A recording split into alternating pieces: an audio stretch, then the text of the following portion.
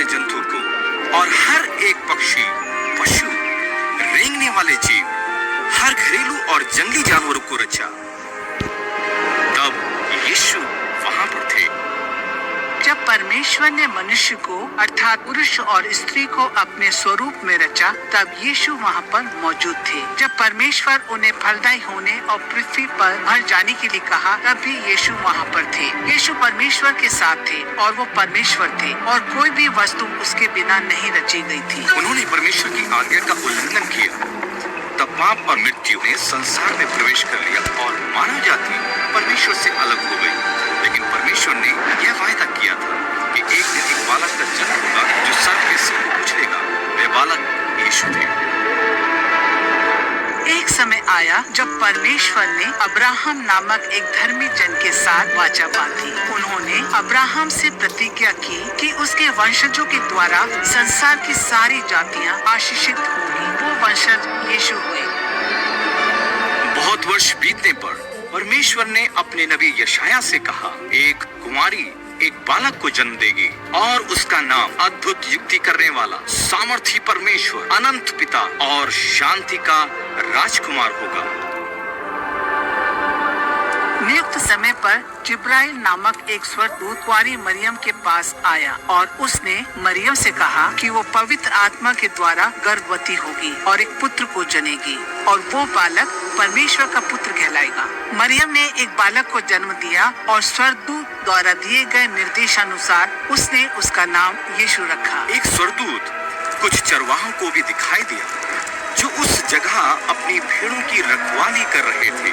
उन्होंने उन्हें बताया कि बैतलहम में एक उद्धारकर्ता का जन्म हुआ है और वे उसे चरनी में एक कपड़े में लिपटा हुआ पाएंगे। जब यीशु 30 वर्ष के हुए, तब यूहन्ना नामक एक व्यक्ति ने उन्हें बपतिस्मा दिया और उस समय पवित्र आत्मा एक कबूतर के रूप में उस पर उतरा। उस समय आकाशवाणी हुई, ये मेरा प्रिय पुत्र है जिससे मैं अति प्रसन्न हूँ। यीशु ने बुद्धि और समझ के साथ परमेश्वर के बारे में लोगों को सिखाया। उसने लोगों को चंगा किया, भीड़ को खिलाया, दुष्ट आत्माओं को निकाला, वरन उसने मुर्दों को भी जिंदा किया। यीशु ने ये सारे काम प्रेम के साथ लोगों को अपने पिता, सारे जगत के सृष्टिकर्ता से जोड़ने के लिए किया। लेकिन उसके अपने लोगों ने उसे तुच्छ जाना। उसे बंधक बनाया गया, उस पर थूका गया और उसे अकारण ही मारा गया। उसके सर पर कांटों का ताज पहनाया गया। जब रोमी अधिकारियों ने यीशु को छोड़ने का प्रस्ताव रखा, तो उसके अपने लोगों ने इनकार कर दिया। उन्होंने जोर डाला कि उसे क्रूस पर कीलों से ठोक दिया जाए। इसलिए एक रोमी गवर्नर पेंतुस पिलातुस ने यीशु को क्रूस की सजा दी।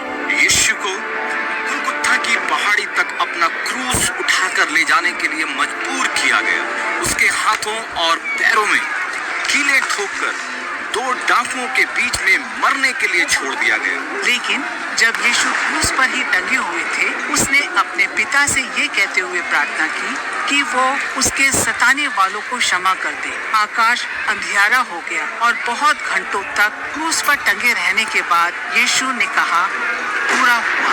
तब यीशु ने अपना सर झुकाकर अपने प्राण त्याग दिए। उसने संपूर्ण मानव जाति के लिए अपने लहू को बहा दिया। धरती हिल गई और मंदिर का पर्दा ऊपर से लेकर नीचे तक 2 भाग हो गया। उसकी देह को क्रूस पर से उतारकर सन के कपड़े में लपेटा गया और उसे कब्र में रख दिया गया। कब्र के द्वार पर एक बड़ा पत्थर लुढ़का दिया गया और रोमी सैनिक उस कब्र की रखवाली करते थे। लेकिन तीसरे दिन एक स्वर्गदूत ने पत्थर हटा दिया। यीशु मुर्दों में से जीवित हो गया और 40 दिनों तक वो अपने चेलों और उस पर विश्वास करने वालों को दिखाई देता रहा। यीशु ने अपने चेलों को स्वर्ग के राज्य के बारे में सिखाया और उनसे निडर रहने वरन सारी जाति के लोगों को गवाही देने के लिए कहा कि उन्होंने क्या देखा और क्या सुना है। यीशु ने कहा, जो कोई उस पर विश्वास करता और उसका नाम लेता है वह उद्धार पाएगा और परमेश्वर का पुत्र कहलाएगा। उसके बाद यीशु अपने पिता के पास स्वर्ग में वापस चले गए, क्योंकि परमेश्वर ने जगत से ऐसा प्रेम किया कि उसने अपना इकलौता पुत्र यीशु को दे दिया, ताकि जो कोई उस पर विश्वास करे वो नाश न हो परंतु अनंत जीवन पाए। क्योंकि परमेश्वर ने अपने पुत्र यीशु को इस संसार पर दोष लगाने के लिए नहीं भेजा, वरन इसलिए भेजा कि संसार उसके द्वारा उद्धार पाए। यीशु ने कहा, परमेश्वर के पास पहुंचने का एकमात्र मार्ग वही है। मार्ग, सत्य और जीवन वह ही है। बिना उसके द्वारा कोई पिता तक नहीं पहुंच सकता। परमेश्वर का वरदान उनके पुत्र प्रभु यीशु के द्वारा अनंत जीवन है। लेकिन जो लोग विश्वास नहीं करेंगे वे दोषी ठहरेंगे, क्योंकि पाप और गलत कामों की मजदूरी मृत्यु है। हम सभी ने पाप और बुराइयां की हैं, लेकिन यीशु ने हमें सभी पापों से क्षमा दी है। कोई ऐसा पाप नहीं जिसे वो क्षमा न कर सके, लेकिन हमें यीशु से क्षमा मांगनी चाहिए। परमेश्वर चाहते हैं कि सबको मन फिराव का अवसर मिले और कोई भी जन नाश न हो। हमें अपने हृदय की गहराई से उस नाम को पुकारना और उस पर विश्वास करना चाहिए। और आज के दिन से ही यीशु के ये संदेश संसार के सारे लोगों और सारी जातियों को सुनाया जाना चाहिए। यीशु एक बार फिर से वापस आने वाले हैं और उस दिन आकाश अंधियारा हो जाए, आकाश से अग्नि बरसेगी और विडोल होंगे, बादल हट जाएंगे और यीशु अपने सामर्थ के साथ बड़ी महिमा के साथ वापस आएंगे।